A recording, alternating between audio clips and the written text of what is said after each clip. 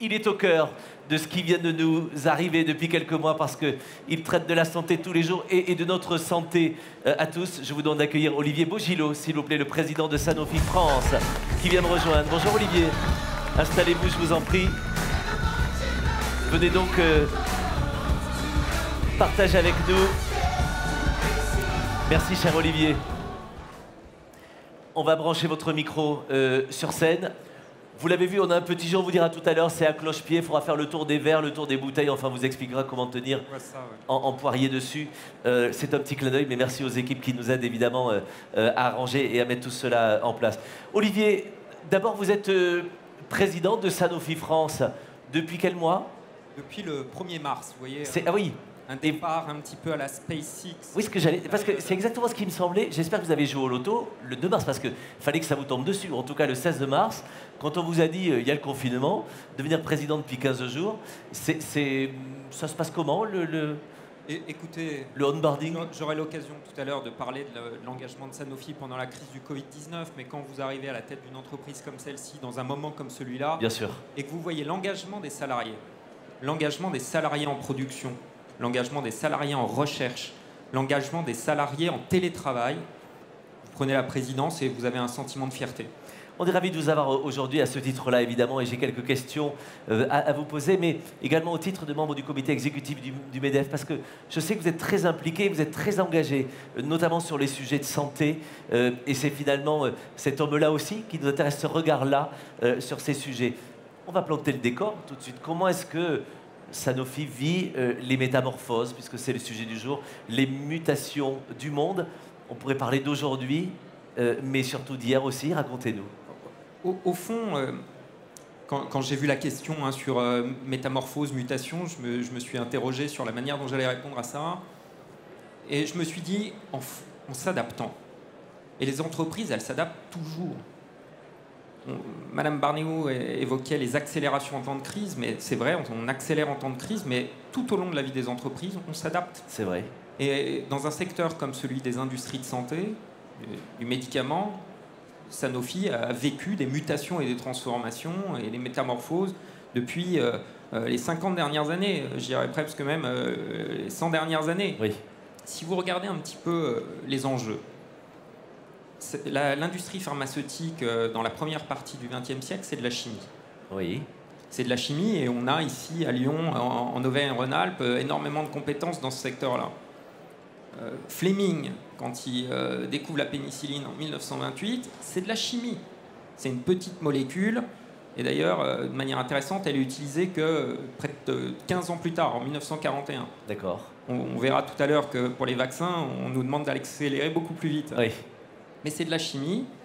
Et puis il se passe quelque chose en 1953, on découvre l'ADN. Moi, ma mère, elle est de 1949. Donc, je dis bonjour à ma mère. Oui. Ma mère, quand elle est née, on ne connaissait pas l'ADN. Incroyable. On ne connaissait pas le génome. Et donc, vous voyez, quand vous commencez à découvrir l'ADN en 1953 et que dans les 1970, vous commencez à voir que vous pouvez recombiner des protéines et que dans les années 90, vous commencez à recombiner des protéines pour en faire des médicaments, vous pouvez vous rendre compte que oui, les mutations et les métamorphoses, on est en train de les vivre considérablement et très rapidement. Je dirais même que... Et à Lyon, j'étais avec les équipes de Sanofi Polyclonal hier, qui est un de nos centres à Gerland, pour lequel on est en train de travailler sur de la thérapie génique. Donc on va pouvoir, au-delà du génome, corriger les imperfections du génome demain et traiter des pathologies qui sont aujourd'hui soit mortelles, soit invalidantes pendant toute votre vie. Vous voyez bien que la mutation et la métamorphose, elle est totalement continuelle chez nous. D'ailleurs, un petit mot, parce que vous nous parlez de chimie.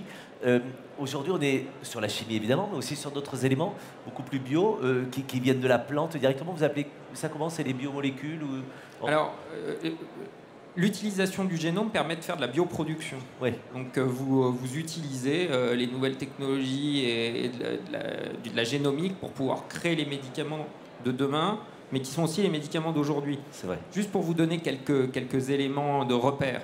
Aujourd'hui, 80% de la pharmacopée mondiale, c'est de la chimie. 20%, c'est de la bioproduction. En 2050, donc demain, dans 30 ans, ça sera l'inverse. Vous aurez la plupart de la pharmacopée qui sera issue des médicaments de bioproduction, donc produits dans des cuves. quand on dit ça, bioproduction, ça veut dire que pour un site comme Vitry chez Sanofi, qui est un site historique de chimie, Oui. ça a été une reconversion totale pour en faire aujourd'hui un des plus gros sites de bioproduction. C'est d'ailleurs là qu'on produira une partie de l'antigène du vaccin contre le Covid-19. Et donc, cette transformation scientifique où on passe de la chimie à la bioproduction, à la génomique, ça entraîne des modifications dans les compétences dont vous avez besoin en R&D, dans les compétences dont vous avez besoin en production. Et on a annoncé il n'y a pas très longtemps, juste à côté, là, un investissement majeur sur des vaccins. C'est des nouveaux vaccins qui vont être exclusivement issus de la génomique et des nouvelles technologies de bioproduction. On est là sur les mutations technologiques, géographiques aussi, j'imagine, sur les pandémies à travers le monde et la manière dont on est touché aujourd'hui partout. Absolument, parce que cette mutation qu'on a vécue dans l'industrie pharmaceutique au niveau technologique, on l'a vécue aussi au niveau géographique. Et il faut bien qu'on le comprenne ici en France et en Europe en particulier, parce que ça a des répercussions sur la manière dont on vit le moment aujourd'hui du Covid-19. Dans les années 90, vous avez quelques chercheurs qui commencent à se dire on va utiliser le génome pour pouvoir faire des médicaments. Ces chercheurs-là, ils sont aux États-Unis. Oui. Et donc, il y a tout un courant de développement de la bioproduction et de la génomique et des nouveaux médicaments qui se développent aux États-Unis. Et à ce moment-là, les États-Unis prennent une certaine avance sur nous. Je rappelle qu'au début des années 90, le poids de la R&D dans l'industrie pharmaceutique est supérieur en Europe par rapport aux États-Unis. D'accord. Il y a un virement de bord qui s'opère au début des années 2000. Parce qu'on a ralenti ou parce qu'ils ont accéléré? Eux ont compris l'intérêt d'investir massivement dans les bioproductions et dans l'innovation et dans le progrès. Il y a tout un débat actuellement politique autour du progrès. Faut-il arrêter le progrès, etc. Je peux vous dire que le progrès création de valeur, les médicaments qui sont sortis à la fin des années 90 et qui continuent à sortir aujourd'hui, traitent des pathologies, maladies rares, des cancers qu'on était incapable de soigner il y a encore 20 ans. Aujourd'hui, on arrive à guérir certains types de cancers grâce à la thérapie génique. Ça fait partie du progrès. Donc, ceux qui critiquent aujourd'hui le progrès devraient s'interroger aussi sur les avantages qu'on peut avoir quand on mise sur l'innovation et sur le progrès. C'est bien de se le rappeler. Peut-être juste un mot pour bien comprendre là les enjeux. Vous nous parlez de l'accélération outre-Atlantique notamment. C'est de la décision seule de chef d'entreprise, d'entrepreneur. C'est aussi une décision politique. Et si je vous pose cette question pour outre-Atlantique, c'est pourquoi est-ce qu'ils ont accéléré et pourquoi est-ce que nous, on n'a pas accéléré sur le même rythme? Est-ce que c'est parce que nos entrepreneurs ici ne sont pas allés assez vite? Ou est-ce que parce que nos décideurs politiques et européens n'ont pas suivi? Il y a plusieurs réponses à votre question. D'abord, les entreprises suivent la science. Donc, c'est là où la science se développe que vous investissez. Donc, dans les années 90, les années 2000 et encore aujourd'hui, on voit qu'il y a 3 grosses plaques. La plaque américaine, la plaque chinoise, la plaque européenne. La plaque américaine a beaucoup investi sur les nouveaux médicaments issus de la bioproduction, sur la thérapie génique, sur la génomique. Donc, il y a eu énormément d'investissements là-bas. Et je vous dis, ça se traduit par aujourd'hui près de 40% de plus de dépenses de R&D pour l'industrie pharmaceutique aux États-Unis par rapport à l'Europe. 40% de plus. Et on me dit souvent, ouais, ça veut dire quoi? Ça veut dire qu'ils sortent aussi plus de médicaments aujourd'hui. On était à peu près à égalité au début des années 2000. On sortait la plaque européenne, 68 médicaments et eux 70. Aujourd'hui, on est toujours nous à 70, eux ils sont à 125. L'État fédéral a fait des choses là-bas que l'Union européenne n'a pas encore fait? Il y a eu des investissements majeurs dans les partenariats publics-privés.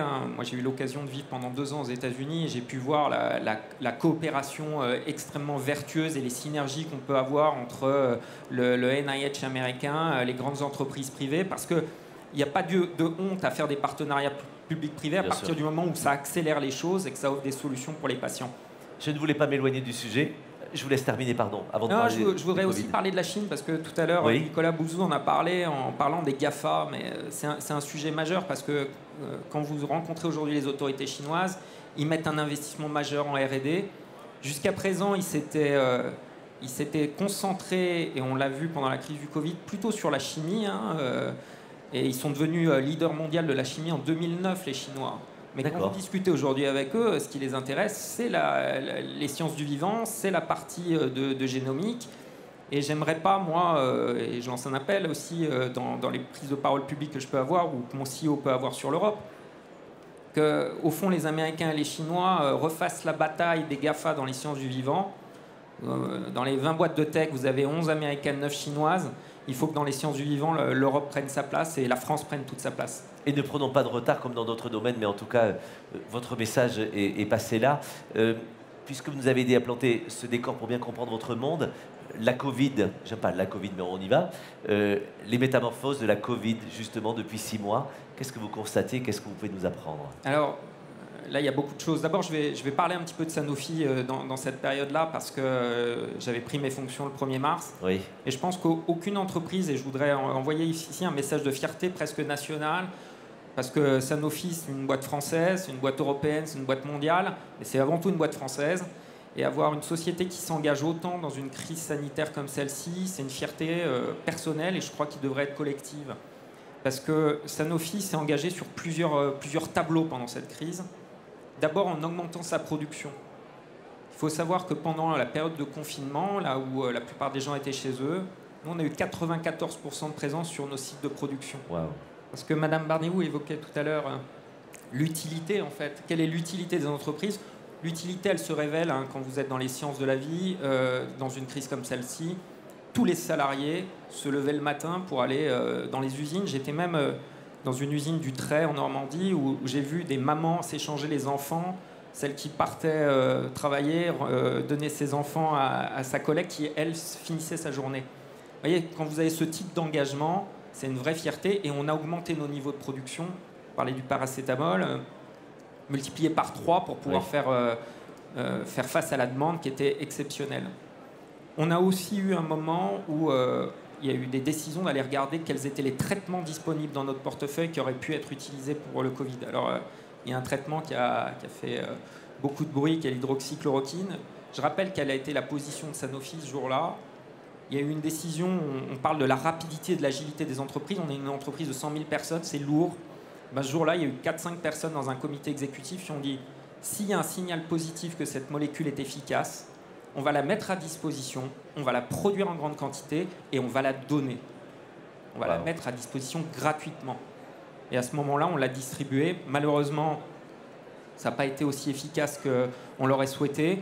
Mais par contre, vous étiez prêt. Mais on a fait cette démarche parce que c'était notre responsabilité. Et on n'a pas fait que ça. On a fait aussi ça sur d'autres médicaments qu'on a dans notre portefeuille. Une molécule beaucoup plus technologique, issue de la génomique, qui est une interleukine 6, qui elle aussi a été testée, qui elle aussi n'a pas permis d'apporter une réponse à la tempête cytokinique des patients Covid. Donc, et on est en train de regarder si on n'a pas d'autres traitements. On a une molécule dans notre portefeuille qui s'appelle un RIPK, qui est une molécule très performante dans les réactions inflammatoires. On est en train de regarder si elle pourrait être efficace dans la pathologie Covid-19. Ça, c'est ce que Sanofi, finalement, a fait pendant cette crise. Comment, selon vous, cette crise du Covid a vraiment transformé notre monde, mais vu du monde de la santé? Avant peut-être de répondre à votre question, un dernier point qui, je pense, intéresse aussi tous nos partenaires ici et nos collègues, c'est on est sur 2 vaccins. J'y reviendrai peut-être un peu tout à l'heure pour vous donner quelques éléments là-dessus. Oui. Mais il n'y a qu'une entreprise dans le monde aujourd'hui qui travaille sur 2 vaccins. C'est Sanofi. Les autres travaillent sur un vaccin. Vous travaillez sur 2 vaccins en parallèle, d'accord. On a 2 technologies différentes pour essayer de trouver la meilleure solution pour demain, sachant qu'il faudra en produire en très grande quantité. Bien sûr. Donc avoir 2 shots on goal, comme disent les Américains, c'est quand même pas inutile. Oui. Sur la partie d'accélération qu'a pu avoir le Covid, moi je me félicite d'une chose, c'est que les industries de santé qui étaient un petit peu dans une sorte de bashing général et regardées comme une dépense, notamment par les pouvoirs publics, il y a eu une sorte de réveil général en se disant mince, c'est quand même un secteur stratégique. Bien sûr. C'est quand même un secteur stratégique dont on a besoin. Et on s'en est rendu compte à travers 2 leviers, au fond. Un, la dépendance qu'on a par rapport à d'autres pays. On a vu pendant cette crise que vous avez beau avoir les meilleurs cliniciens du monde, et on en a beaucoup ici aux HCL à Lyon. Quand vous êtes anesthésiste réanimateur et que vous voulez endormir un patient, eh ben, il faut des curares, il faut des hypnotiques et il faut des pousse-seringues électriques. Donc le matériel dont vous avez besoin quand vous êtes médecin, sont les industries de santé qui les produisent. Et ce réveil un peu de se dire, mince, s'il y a une crise internationale et que la Chine ou l'Inde ferment ses frontières, et qu'on n'a plus de curare, ça pose quand même un problème de santé publique et de souveraineté. Évidemment. On peut avoir un débat sur souveraineté ou indépendance sanitaire, mais en tout cas, ça nous a tous interpellés, ça a interpellé les pouvoirs publics, et nous, on travaille aujourd'hui avec eux, tout le secteur, pour essayer de voir comment on peut relocaliser sur le territoire européen des principes actifs de médicaments essentiels qui seront utiles dans le cas de crise. Le deuxième réveil, ça a été de se dire, c'est bien de relocaliser des molécules qui sont produites en Chine ou en Inde, mais il faut peut-être aussi qu'on existe sur les médicaments les plus innovants. Oui. Et là, se pose la question de la manière dont on va utiliser le plan de relance. Mais ce que j'aime beaucoup, moi, dans ce plan de relance, c'est qu'il y a un volet sur les relocalisations, mais il y a aussi un gros volet PIA 4 sur les investissements d'avenir, parce que la crise de demain, on ne sait pas de quoi on aura besoin pour la traiter, ou en tout cas, quelles sont les réponses technologiques qu'il faudra. Mais il faudra vraisemblablement qu'on ait un tissu d'entreprises, de sciences du vivant sur le territoire européen, en cas de réponse. Vous savez, les tensions géographiques entre les États-Unis et la Chine sont permanentes en ce moment. Il faut que l'Europe puisse avoir sa propre souveraineté dans ce débat. Ça veut dire que dans ce dont vous nous parlez là, non seulement le travail accéléré que vous faisiez depuis des années vous dote d'un vrai savoir-faire et d'une arme absolue pour nous aider à produire, à industrialiser beaucoup de produits.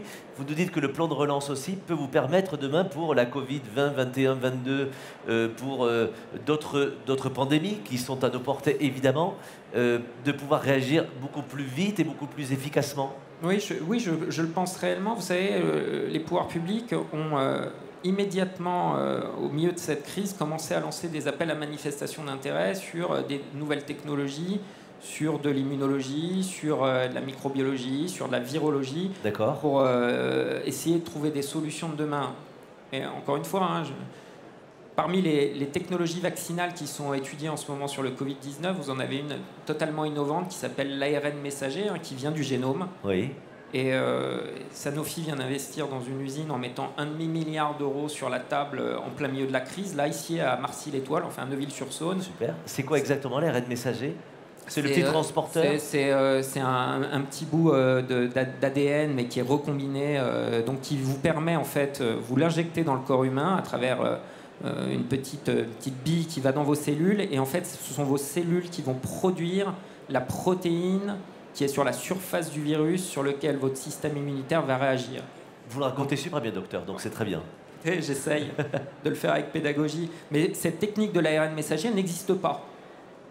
Il n'y a pas aujourd'hui de vaccin dans le monde qui utilise cette technologie. Et là, on a une phase d'accélération parce qu'elle est extrêmement prometteuse, elle est rapide à mettre en œuvre, et il faut être en capacité d'avoir des capacités de production, justement.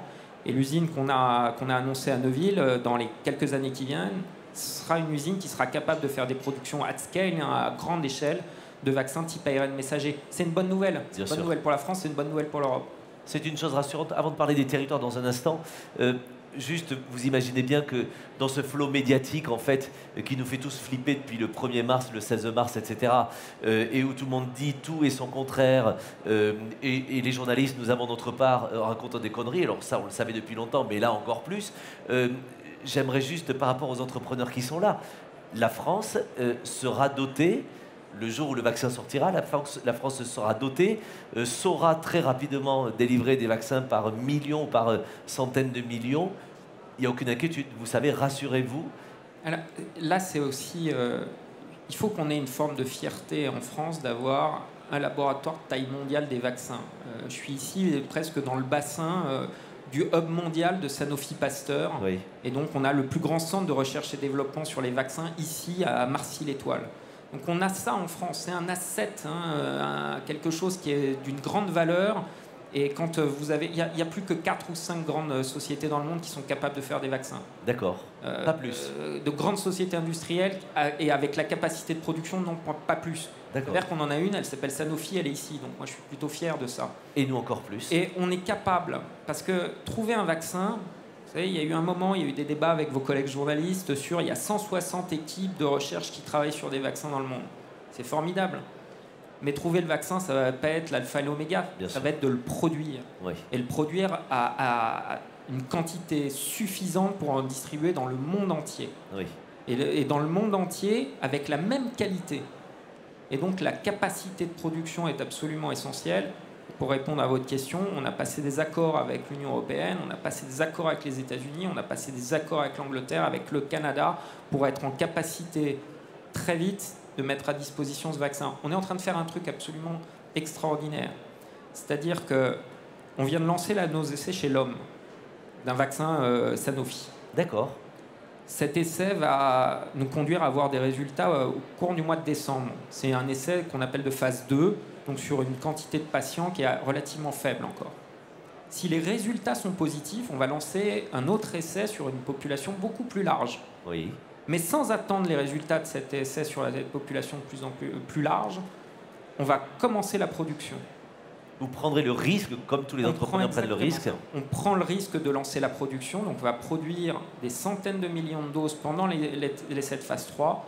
Et le jour où on a les résultats de cette phase 3, en deuxième trimestre, mi-année de 2021, eh ben, on enregistrera notre produit pour s'assurer avec les autorités que ce vaccin il est efficace et qu'il a une vraie sécurité pour les gens.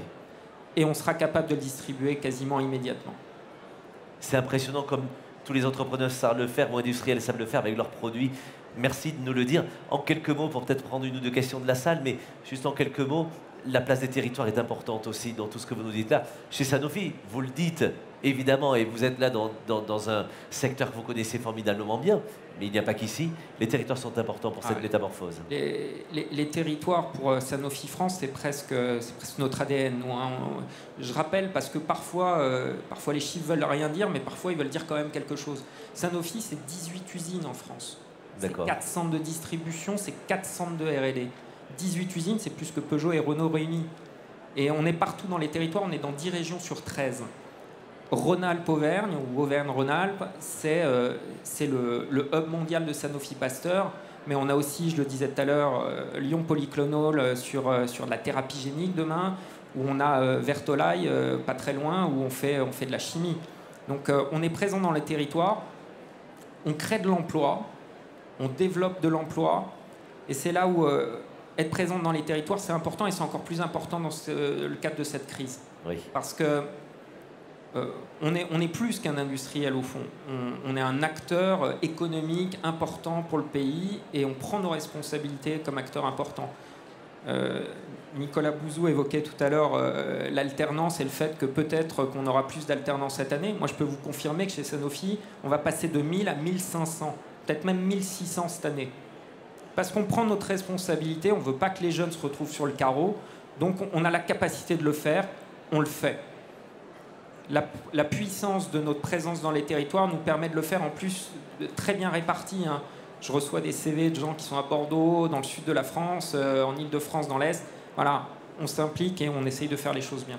Merci beaucoup pour ça. Je voudrais juste rappeler une chose, parce que dans ces moments graves que l'on vit aussi depuis 6 mois, beaucoup voudraient taper, détruire aussi les laboratoires pharmaceutiques et leur image.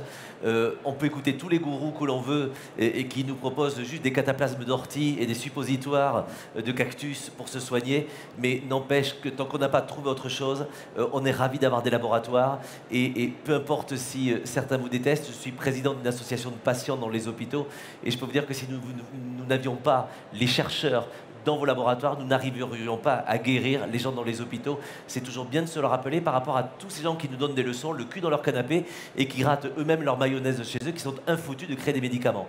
Donc je voulais le rappeler ici. Merci, cher Olivier, merci de ce message, d'avoir répondu à cette question. Peut-être en un mot, s'il y a une réaction, une question dans la salle, une ordonnance à demander parce qu'il vous manque un truc. Qui souhaite interpeller Olivier Bogilot, qui est votre invité ce matin, pour les quelques secondes à venir? Monsieur qui agite une main formidable. Je vous invite à vous présenter. Ne touchez pas le micro, s'il vous plaît. Hop, hop, hop, hop. C'est foutu, voilà. Non, alors, on va le voilà, c'est pas grave, on le trempera dans le gel. D'accord. Monsieur, bonjour. Bonjour, je m'appelle François Breton, je suis multi-entrepreneur et donc j'ai aussi une entreprise en Russie. Et c'est bien pour ça que je voulais avoir l'avis de... Et parlez bien dans le micro parce qu'on ne vous entend pas. C'est voilà. bien pour ça que je voulais avoir l'avis de monsieur sur le fameux Sputnik V de monsieur Poutine.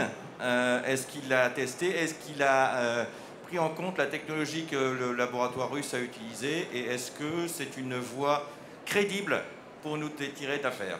Voilà. Merci. Juste pour rappel, le Sputnik V, c'est quoi? C'est la moto de Poutine, c'est quoi? Il y a eu effectivement une annonce du président russe sur un vaccin qui aurait été développé par les scientifiques russes. C'est une question importante parce que ça me permet de délivrer un message important sur les vaccins du Covid-19. On est dans un secteur qui est parmi les plus régulés du monde. Oui. Et c'est bien. Et c'est bien. Parce que quand on va injecter un vaccin à votre maman, à votre frère ou à votre enfant, il faut vous assurer que toutes les questions de qualité, de sécurité, d'efficacité, de contrôle qualité tout au long de la supply chain ont été parfaitement validées. Et ça, c'est validé par des autorités réglementaires à travers le monde. Il y en a une qui est connue aux États-Unis qui s'appelle la FDA, la Food and Drug Administration. Il y en a une qui est équivalente en Europe. Et ces autorités réglementaires-là, elles sont extrêmement importantes. Le Sputnik V n'est pas passé dans les fourches codines de ces autorités administratives. Et nous, Sanofi, mais d'autres laboratoires pharmaceutiques mondiaux, ont signé un pledge il n'y a pas très longtemps en disant qu'on ne subirait aucune pression pour la qualité des vaccins sur lesquels on doit arriver, parce que M. Poutine sort son information, mais il y a d'autres gouvernements qui aimeraient bien qu'on aille très très vite pour sortir des vaccins. Bien sûr. On ne mettra pas la sécurité des gens en question. Et on fait déjà un truc qui est extraordinaire. Hein. Un vaccin, c'est 10 ans à développer, peut-être 8 quand on est fort. Là, on va le faire en 12-18 mois. C'est juste extraordinaire. Donc, il faut que les gens aient bien en tête, y compris les plus grands dirigeants de ce monde, on ne transigera pas sur la qualité et sur la sécurité. Et pour tous les hypochondriaques qui ont demandé la nationalité russe, il ne faut pas se précipiter non plus. Merci monsieur pour cette question. Je voudrais juste, Olivier, vous offrir le dernier mot. On a parlé de métamorphose. Qu'est-ce que vous aimeriez que les entrepreneurs ici qui font la métamorphose depuis tous les jours, tout le temps, depuis des années, et vont continuer à le faire, quel est le message que vous aimeriez qu'ils retiennent? D'abord qu'on ait confiance dans le progrès, dans la science. Hein. Quand j'entends ici et là, je vous le disais tout à l'heure, ceux qui sont un peu déclinistes et qui disent qu'il faut ralentir, bah non, effectivement, la 5G, demain, ça nous permettra d'avoir des usines de production encore plus efficaces pour avoir des médicaments encore plus vite et des médicaments de grande qualité. Évidemment que le big data, c'est quelque chose d'utile et pouvoir faire des grands calculs demain, ça nous permettra d'avoir des médicaments essentiels. Donc avoir confiance dans l'innovation, dans la science et dans le progrès, c'est bien. Donc c'est un premier message. Puis j'ai un deuxième message plus personnel, hein, parce que moi je suis un local de l'Étape, hein, j'ai fait mes études juste en face. Je suis lyonnais et pour tous les entrepreneurs lyonnais qui sont ici, j'ai eu l'occasion de voyager un peu dans le monde entier et je me rends compte du dynamisme de cette région à chaque fois que je viens. Donc c'est un grand bravo à vous tous parce que c'est vraiment une région formidable. Et on comprend pourquoi vous êtes un géant sur le territoire. Merci beaucoup, cher Olivier, de nous avoir accordé cette conversation ce matin dans le cadre de l'Odyssée 2020. Olivier Bogino était votre invité, mesdames et messieurs. Merci beaucoup.